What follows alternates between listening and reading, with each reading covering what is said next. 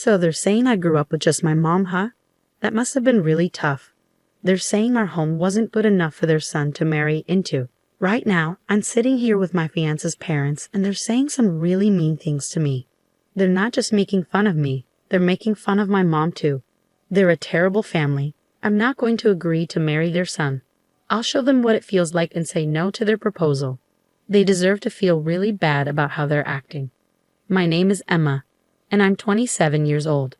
It's just me and my mom in our family. My dad died in an accident when I was little, leaving us alone. When my dad passed away, my mom didn't cry. She always smiled, even though I was crying a lot.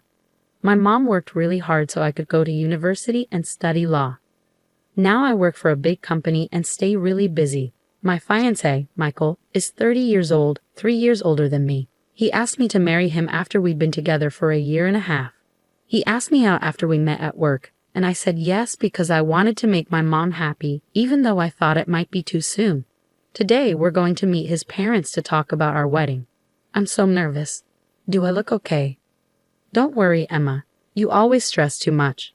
But Michael, you mentioned your parents are quite important. They're considered wealthy. It's more about my granddad, though. He was quite successful. Yeah, his folks are what you call rich. His granddad did well as a business person and left a lot of money when he died. It seems like his dad is living off that money. Do you think they'll be okay with it? I picked this gift from a fancy store, but do you think they'll appreciate it? It's okay, it's okay. What matters is that we brought a gift.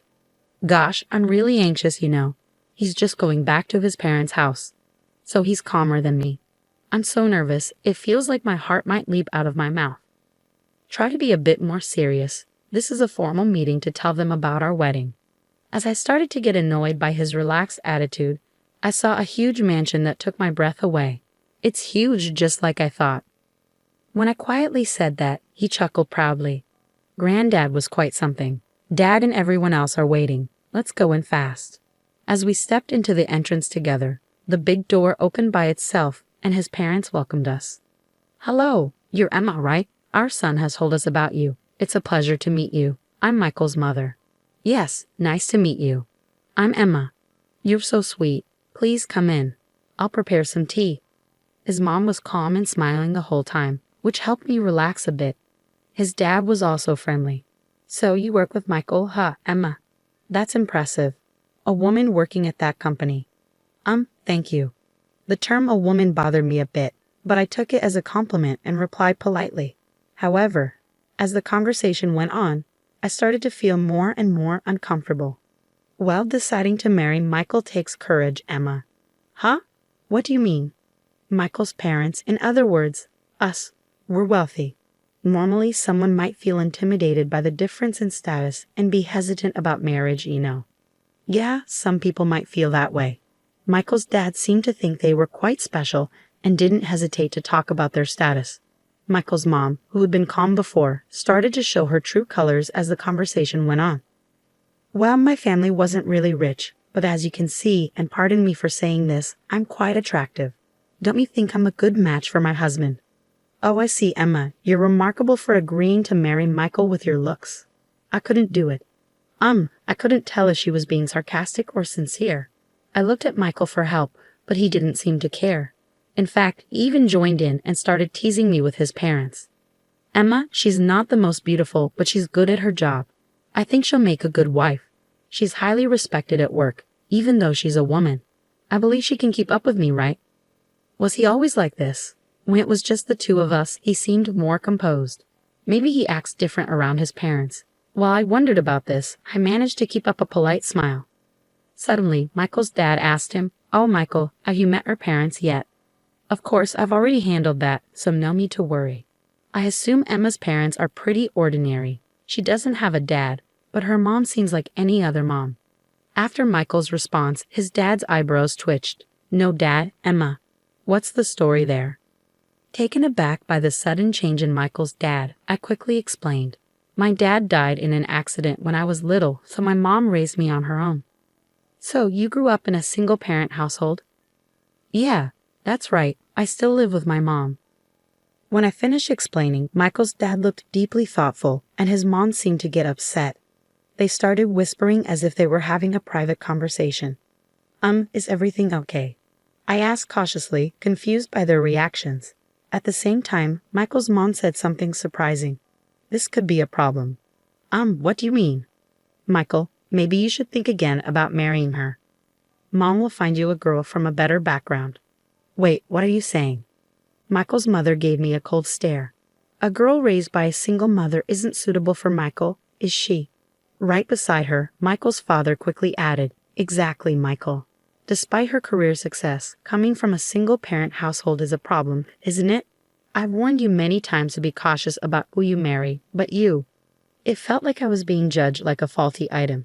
Hearing such words from my fiance's parents, whom I was meeting for the first time, was completely unexpected.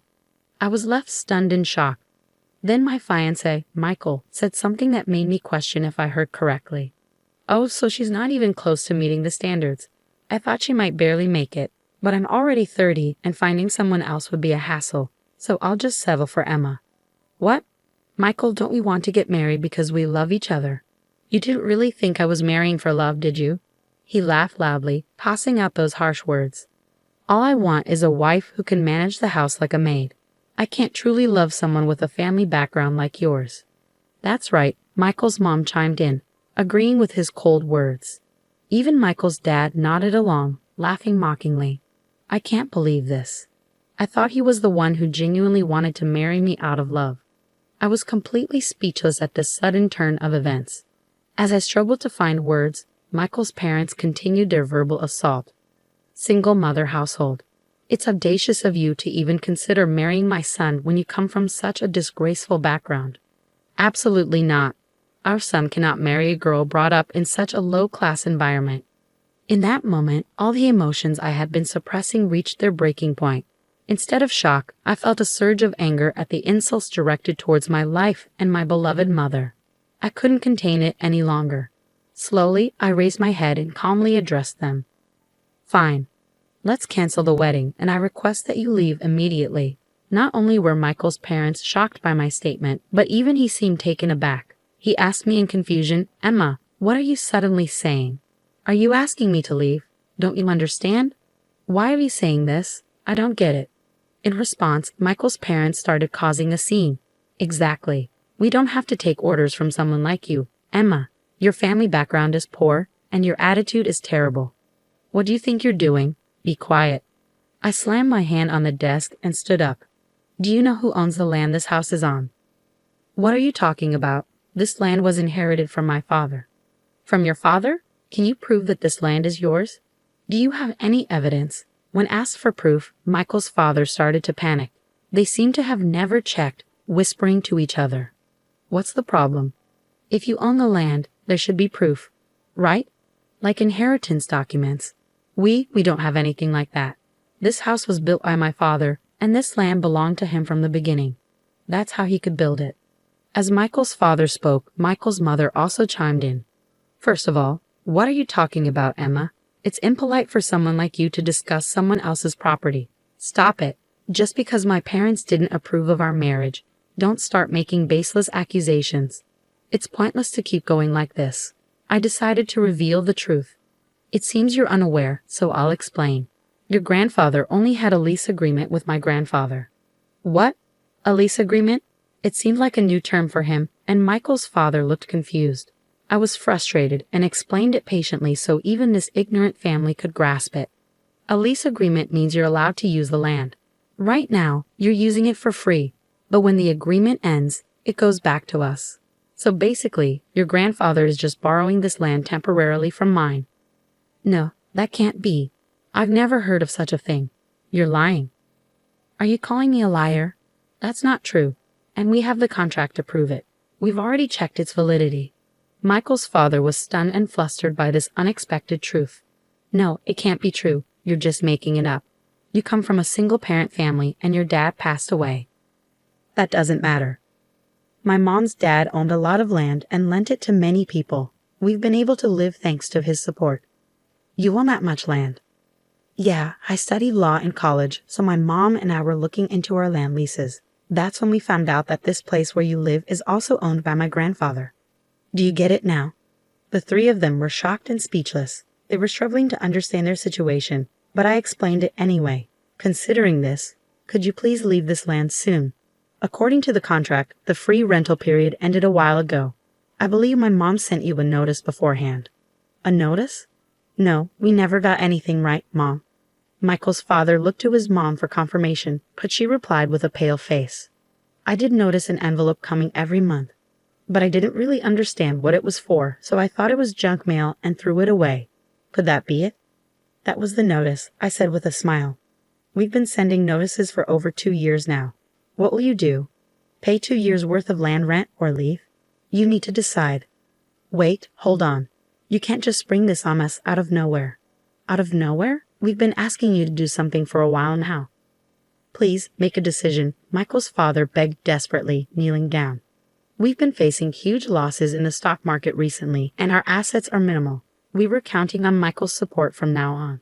But there was no room for leniency anymore. I had planned to settle things amicably if the marriage was decided and if I received an apology about the notices. But since you've insulted my mother, I've had enough. I'm sorry, but I can't let you continue to stay on this land for free. With that refusal, Michael's parents started to tremble. Even Michael, who had been calm until then, began to change his attitude as if it were the right moment. Hey, Emma, can't you stop this now? I'm going to marry you, so please. What are you saying now? So what? Let's just forget about this. If we get married, there won't be any issues with the land, right? Right? Is this guy for real? I can't imagine marrying someone so disrespectful. At this point, I don't need a man who insults his fiancé alongside his parents. I'm sorry, but I have to decline. I refuse to become part of a family with such a conceited man like you and your knave parents. At my words, he looked like he was on the verge of tears. Please forgive me. What happened next doesn't need much explanation. Despite boasting about their wealth, his parents were actually struggling financially. They couldn't even afford to pay the land tax for 2 years up front, revealing their true financial situation. Eventually, they had to leave their land, sell their grandfather's pride and joy, the house, to cover the overdue taxes. They tried to maintain their lifestyle for a while, but it seems their money dried up quickly. Now they're living in a small apartment as a family of 3. Word about the whole ordeal spread quickly within the company, and he lost his reputation. However, his parents rely on his income, so it seems he's stuck. Sometimes I receive romantic emails from him, but I never reply. I have no feelings for him whatsoever, and I doubt I'll ever trust him again. He's become the subject of gossip at the company, and I secretly hope he continues to struggle in his tough situation.